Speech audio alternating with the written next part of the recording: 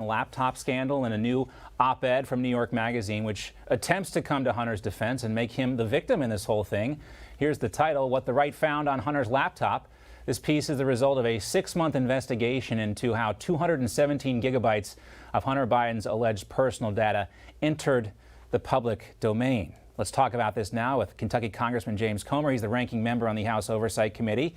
Congressman, great to have you with us. And just to note, we read that article. Hopefully no one on your staff has to waste their time, because there's a lot of repeated information in that article. I'm sure you're very familiar with all of it. But it really does try to make a lot of apologies for Hunter Biden. It also talks about what the White House, what the House Oversight Committee might do when you win back the House.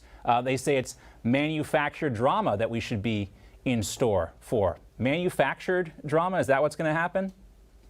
No, not at all. The American people are going to get to the bottom of what Hunter Biden and his shady business dealings have really meant for the American taxpayers and for America's national security. Hunter Biden's not the victim. And I've always said that they're going to try to play the victim card with Hunter Biden. They're going to try to say that he made some mistakes because he was a drug addict. Look, we all have friends and family that have suffered from drug abuse, but they didn't influence peddle with our adversaries around the world. I can tell you, as someone who has spent a lot of time going over Hunter Biden's hard drive, this guy has some serious issues, not just with the drugs and his personal life. I don't care about that. That has nothing to do with anything the Oversight Committee is investigating. We're investigating his influence peddling and the different instances where Joe Biden has made policy to try to protect Hunter Biden and block Republican oversight and Republican investigations of the Biden family. Yeah, they quote people like Steve Bannon, who admit that if you spend any time looking at this stuff, you do feel a little gross. Of course, that's based on the content. But what you mentioned is so important. It's not about all the salacious stuff. It is about the business deals. And again, they make it sound like Hunter Biden was hacked here. In fact, they compare his laptop contents with the nudes of celebrities whose iCloud's accounts were hacked when it was Hunter who actually left his laptop at that repair shop for 90 days. And then here's another quote from the article. Whether or not he turns out to be a perpetuator of a crime, he is certainly the victim of a violation and invasion of privacy that is staggering in its totality. How can they claim he's the victim of an invasion of privacy when he voluntarily gave this computer up? He gave his computer up and he tried to stiff the computer repairman. The computer repairman did what Hunter asked him to do. The computer repairman provided the service that Hunter Biden requested that he provide, but then Hunter didn't pay. And he went off on one of his rendezvous and left the laptop there. So the computer repairman did the right thing in recognizing that there were some serious issues on here, some serious national security concerns on here. I just wish the computer repairman had called the Republicans on the House Oversight Committee instead of some of the people that he called, because I think this could have turned out a little differently. But at the end of the day, what we know is the FBI had access to all of this. And what we're finding out from people like Tim Tebow and whistleblowers is that there was a concerted effort by the FBI to try to bury this whole Hunter Biden investigation. And any FBI agent that asked about this, they said, oh, that laptop's not legitimate. That's Russian disinformation. Move on. Nothing to see here. We'll get to that part of it in a second, because I want to ask you about the intelligence community and their reaction to this. But we also got to talk about this Chinese businessman, because he's mentioned Xi Jinping. He's the center of this foreign business scheme that Hunter was involved in. In 2013, he flew to China on Air Force Two with then Vice President Joe Biden to talk to Yi and his partners about a deal. They later worked on a $40 million investment in a natural gas project in Louisiana that did not work out. And also talks about this proposed corporate structure in which Hunter would own 20% of the company, and that 10% would go to the big guy. The big guy, many people believe, quoting the magazine here, many people believe on the right, is Joe Biden. In everything you've learned so far, is there anyone else who the big guy could be other than Joe Biden? I haven't found anyone, haven't even come close to finding anyone. Remember, there are 2 former associates that have publicly said that Joe Biden is the big guy. We have other whistleblowers that have come forward. And I think if the Republicans take the majority in November, you're going to see some very informative hearings in January that will answer a lot of the questions that we're talking about on the show right now.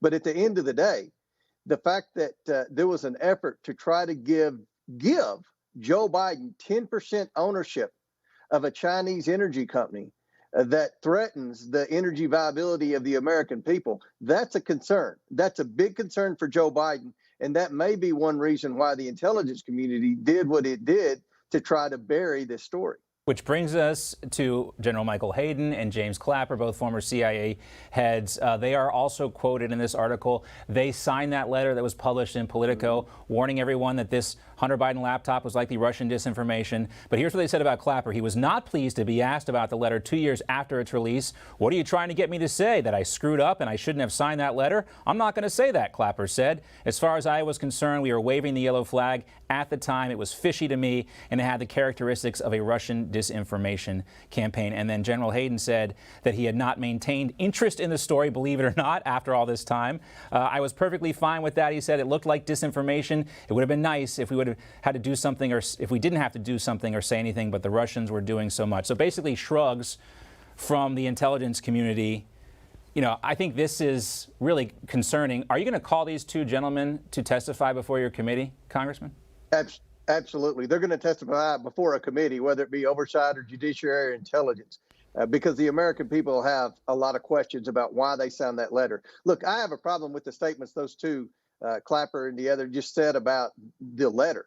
Yeah. Look, if they didn't put any more investigations into things than just saying, well, it looks like Russia disinformation to me, then we need to totally revamp our intelligence community. Right. Because the Democrats spent 2 years and no telling how much taxpayer dollars harassing the Trump family, harassing the Republicans in Congress, and scaring the American people into believing that the Trump family was somehow involved with Russia in some type of shady business dealings. They based all of this on the Steele dossier, which we now know was bought and paid for by the Hillary campaign. It was 100% fake news. The intelligence community never said that. I don't know if they believe that or if they intentionally put that story forward. But either way, shame on our intelligence community for making such a mistake. Fast forward to Hunter Biden, they did the same thing. Right. Doesn't give you a lot of confidence. The Trump family was at the brunt end of this. Yeah. Doesn't give you a lot of confidence, and also raises a lot of important questions. All right, let's move off of that, because I also want to talk to you about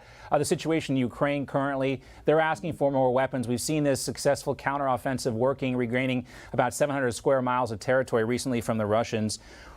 Are you in favor of supplying more military aid to Ukraine? And if so, what does that look like? Well, I'm in favor of seeing Ukraine send Russia back to Russia. I think that's in every American's best interest. But I want a full accounting of where the billions of dollars we've already sent there, 53 billion at least, we've already sent there has gone. I haven't received that yet. So I'm all in for Ukraine, but I'm not going to vote to send another penny of American tax dollars to Ukraine until I see a full accounting of where it's been. That's always been a problem with foreign aid that Ukraine's gotten. They've not been transparent with it. They have a reputation of that's less than stellar with how they use foreign aid.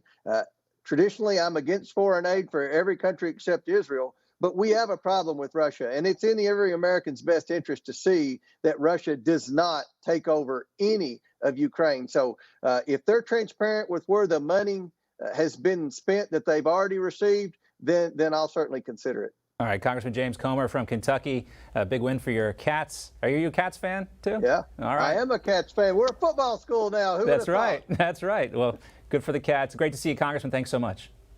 Thank you for having me. Hey guys, it's Rob Carson. September is historically the worst performing month for the stock market, so you better be ready for it. The Fed continues to aggressively raise rates, and JP Morgan is forecasting another mega rate hike September the 21st. Is that why Jamie Dimon said an economic hurricane is coming our way? Well, gold and silver have remained remarkably stable despite the Fed aggressively raising rates today. The Patriot Gold Group has a special incentive for Newsmax viewers. Huge! Now precious metals investors can enjoy the no-fee for life gold and silver IRA on qualifying rollovers, or enjoy free, discreet, insured shipping on all direct gold and silver purchases. Here's the number, 800-356-4470. Call 800-356-4470 today.